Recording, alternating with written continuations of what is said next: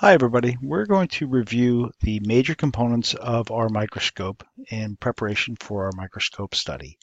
We want to point out some of the features of the microscope.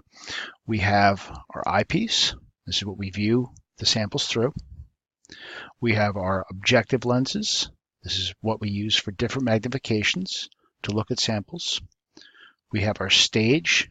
This is the mechanism that we put the sample on to look at. We have both a coarse focus and a fine focus knob. This is for adjusting the height of the stage so items can come into focus or out of focus. We have a light source.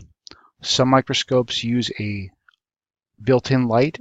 Other microscopes use a mirror to reflect outside light through the objective into the microscope and into the eyepiece. But this model has an electric light. On our stage, we have two knobs here and over here behind the base that adjust the position of the sample on the stage. So as we move this around, it moves the slide back and forth.